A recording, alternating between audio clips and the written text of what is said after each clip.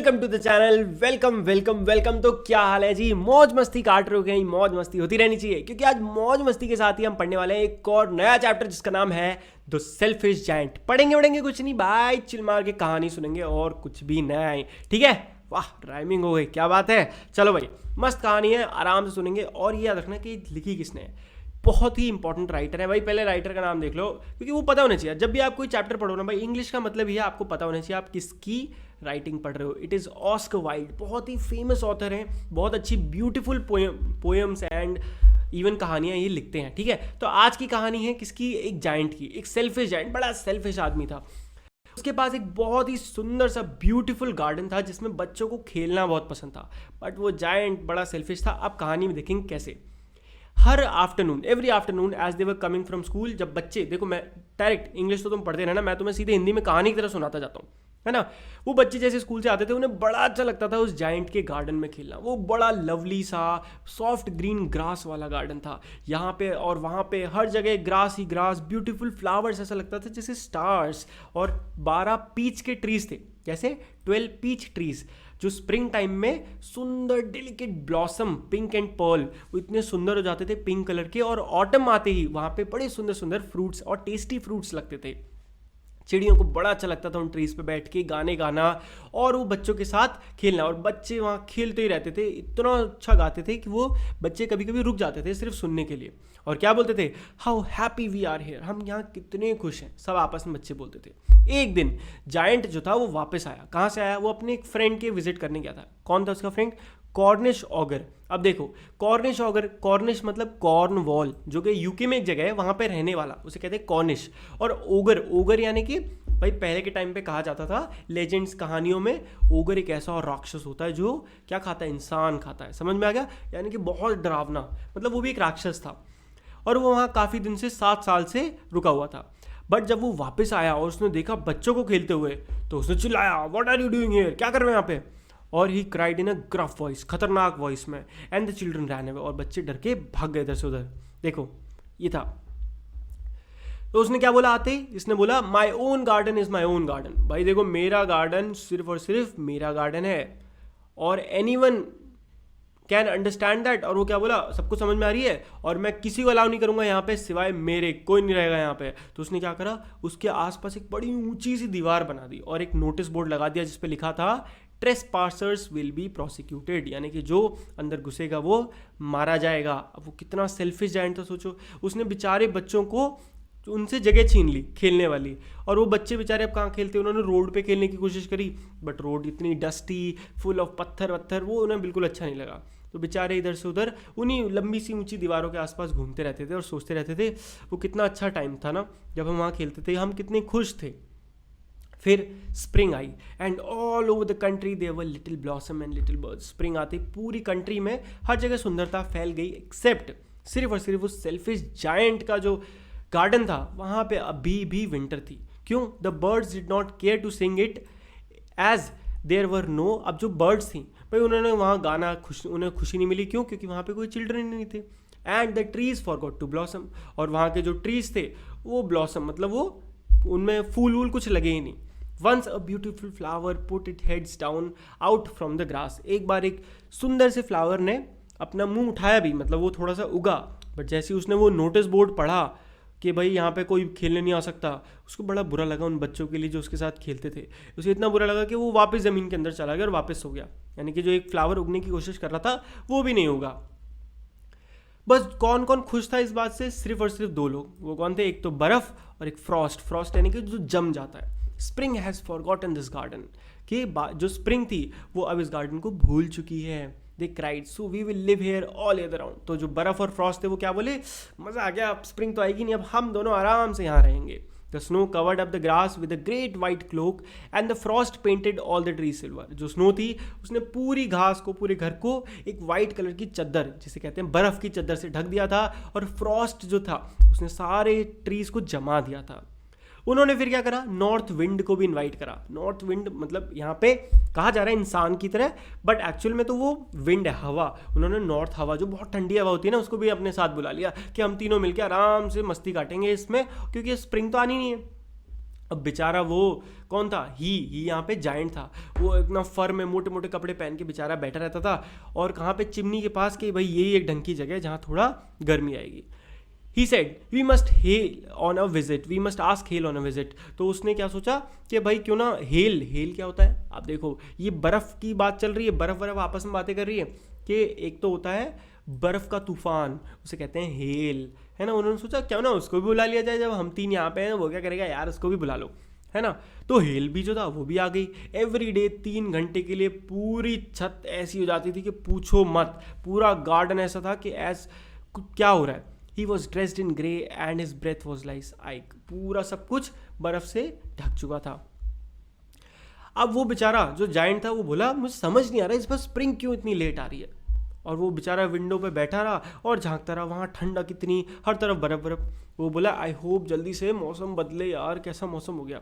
But the spring never came, but वो जो spring थी वो आई ही नहीं, न समर आई, साल के साल बीत गए बट कुछ नहीं हुआ। The autumn give golden fruit to every garden.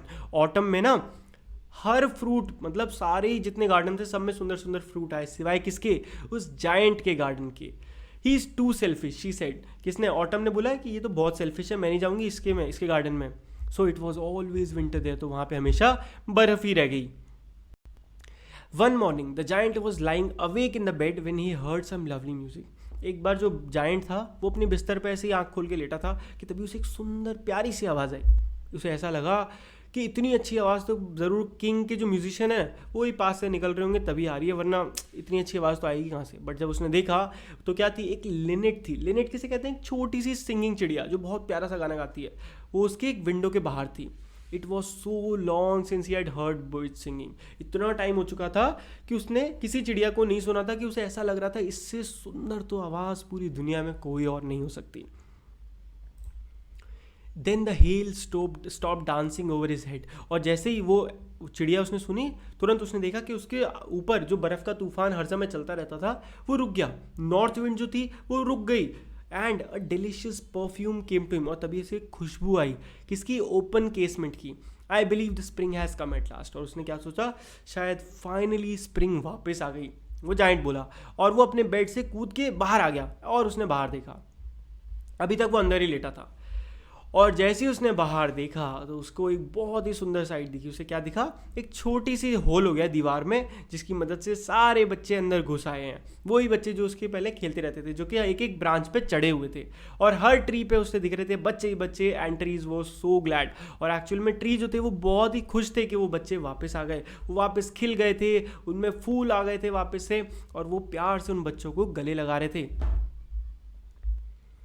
Above the children's head the birds were flying. Children's के ऊपर चिड़ियाँ भी घूमने लग गई थी, खुशी से चिड़ियाँ भी चहचहा रही थी, फ्लावर्स उगने लग गए थे, घास एकदम से हरी हो गई थी, और ऐसा लग रहा था हंस रही घास। बड़ा देखने में सुंदर नज़ारा था। एक कॉर्नर में अभी भी विंटर थी। क्यों, it was the farthest corner of the garden. उस गार्डन का सबसे कोने में उसने देखा एक छोटा सा बच्चा, बेचारा बहुत ही छोटा सा, है ना। वो बेचारा पेड़ पे चढ़ ही नहीं पा रहा। अब पेड़ जो था बेचारा, उसको अपनी जो झुका के, जो अपनी डंडियाँ होती हैं झुका के उसको बोल रहा बेटा ऊपर चढ़ जाओ। पेड़ कोशिश कर रहा था, बट वो बेचारा इतना छोटा सा था कि वो तब भी नहीं चढ़ पा रहा।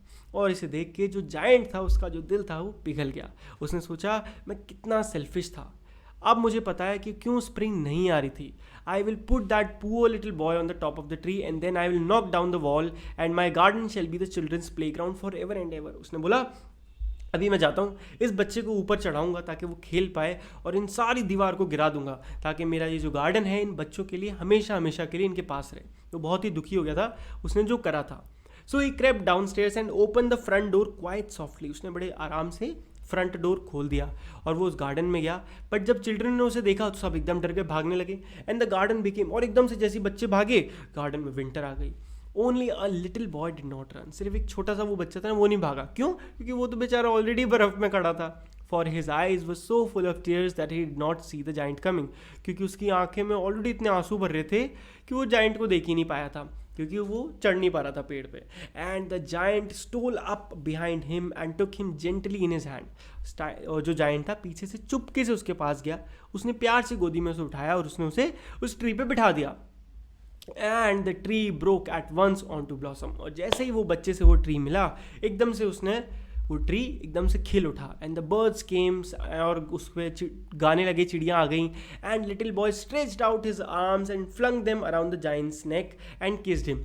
और वो बच्चा जो था उसने बड़े प्यार से उस जाइंट को गले लगाया और उसको किसी कर दी. And the other children when they saw that giant was not wicked any longer, और जैसे ही बाकी बच्चों ने ये देखा कि अब ये जाइंट बुरा नहीं रहा, सब भागते हुए आए उसमें और वापस से खेलने लगे. और जैसे ही बच्चे आए उनके साथ क्या आई, स्प्रिंग वापस आ गई. और उसने क्या बोला, it is your garden now little children. Giant बोला कि अब से ये तुम्हारा गार्डन है. उसने एक बड़ी सी कुल्हाड़ी ली और उसने पूरी दीवार को तोड़ मारा. And when the people were going to the market at 12 o'clock, they found the giant playing with the children in the most beautiful garden they had ever seen. और उस दिन 12 बजे जब लोग मार्केट ऐसे ही जा रहे थे, उन्होंने एक ऐसा नज़ारा देखा जो लाइफ में कभी नहीं देखा था उन्होंने. एक दुनिया के सबसे सुंदर गार्डन में एक बड़ा सा जाइंट उन बच्चों के साथ खेल रहा था. All day long they played, पूरे दिन वो खेलते रहे और इवनिंग में जाइंट ने सबको गुड बाय कर दिया. But where is your little companion, he said. The boy I put into the tree. The giant loved him the best because he had kissed him. और जाइंट देखने लगा वो बच्चा कहाँ गया छोटा सा, जिसको वो सबसे ज़्यादा प्यार करता था क्योंकि उसने उसे किस करी थी. We don't know. बच्चों ने बोला कि हमें नहीं पता, वो शायद चला गया. उसने क्या बोला जाइंट ने, you must tell him to be sure and come tomorrow. उस जाइंट ने बोला प्लीज़ यार उससे बोल देना कल वो ज़रूर आए. But the children said that they did not know where he lived. और बच्चे बोले पर हमें पता ही नहीं वो कहाँ रहता है. Every afternoon when the school was over, children came, played with the giant. But little boy जिसको वो giant बहुत प्यार करता था वो नहीं मिला. अब हर दोपहर में बहुत से बच्चे आते थे पर वो बच्चा नहीं आता था. और वो जाइंट बेचारा हर दिन इंतज़ार करता रहता था. And often spoke to him, how could I like to see him, he used to say. मैंने उसे कैसे देखा था. ईयर्स वेंट बाय, सालों बीत गए. Giant grew very old and feeble. जो जाइंट था वो बहुत बड़ा हो गया. He could not play any longer, अब वो नहीं खेल सकता था. और वो एक ह्यूज सी आर्म चेयर पर बैठा रहता था और बच्चों को खेलते हुए देखता रहता था. I have many beautiful flowers, he said, but the children are most beautiful flowers of all. उसने क्या बोला, मेरे पास बहुत से सुंदर फ्लावर्स हैं, बट इनमें से सबसे सुंदर पता है कौन से हैं, ये बच्चे. एक winter morning he looked out of his window as if he was dressing. He did not hate the winter now, for he knew that it was merely the spring asleep and that the flowers were resting. अब देखो, अब normal हो चुका था तो winters आती थी तो उसको पता था ऐसा नहीं कि अभी रुक जाएंगे. उन्हें पता है कि अब कुछ टाइम बाद स्प्रिंग वापस आएगी. Suddenly he rubbed his eyes in wonder and looked. It certainly was a marvelous sight. उसने तभी अपनी आंखें मली, उसने देखा कुछ ऐसा जो बहुत ही सुंदर था. एकदम कोने में the garden was a tree quite covered with lovely white blossom. Its branches were golden and silver fruit hung down from them. And underneath it stood the little boy he had loved. तभी उसने क्या देखा, एक ऐसा नज़ारा जिससे उसका दिमाग ख़राब हो गया. मतलब वो बहुत खुश हो गया. एक्चुअल में क्या था, एक ट्री जो कि पूरा वाइट कलर के फूलों से सजा हुआ है, उस पर गोल्डन कलर की उसकी ब्रांचेज है, मतलब एक जादुई ट्री समझ लो. और उसके नीचे कौन खड़ा था, एक बच्चा, जिससे वो बच्चा जो सालों पहले जिससे वो बहुत प्यार करता था. Down stairs rain the giant in great Joy. वो भागा एकदम बहुत ही खुशी से उस गार्डन में. ही मतलब उसने बहुत हरी में जल्दी जल्दी भागा and came near to the child. उस बच्चे के पास पहुंचा. And when he came quite close his face grew red with anger and he said, who hath dare to wound thee, for on the palms of the child's hand were the prints of 2 nails and the print of 2 nails were on little feet. तो जैसे ही वो उसके पास पहुंचा एकदम से giant को बहुत तेज गुस्सा आया. उस बच्चे पे नहीं, उसने क्या देखा था, उसने क्या बोला कि किसकी इतनी हिम्मत कि तुम्हें उसने नुकसान पहुंचाया. क्यों? क्योंकि उसने देखा उस छोटे से बेचारे बच्चे के हाथों पे निशान थे, किसी ने कीलें ठोक दी थी और वही सेम निशान उसके पैरों पे भी थे. तो उसने पूछा, who hath dare to wound thee, मतलब किसकी इतनी हिम्मत कि उसने तुम्हें नुकसान पहुंचाया. जाइंट चिल्लाया, tell me that I may take my big sword and slay him. मुझे बताओ, मैं अभी अपनी तलवार निकाल के उसका गला काट दूंगा, उसको काट डालूंगा. ने आंसर द चाइल्ड. उस आंसर चाइल्ड ने बोला, अरे नहीं, but these are the wounds of love. उसने बोला ये जो निशान चोट है ये तो मेरे प्यार की निशानी है. हु आर दो, जाइंट ने पूछा, तुम कौन हो.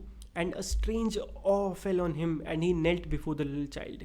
और उसको समझ में आ गया ये कुछ नॉर्मल नहीं है. वो एक्चुअल में समझ पा रहे हो ना कौन था, वो जीसस थे. हाथ पे निशान का मतलब समझ रहे हो किसका सिग्निफिकेंस है, वो गॉड थे जिसने उसका जो पूरा दिल था चेंज कर दिया था. वो उसके सामने घुटनों पे बैठ गया, वो इतना बड़ा जाइंट, कि ये आप कौन हो. And the child smiled on the giant and said to him.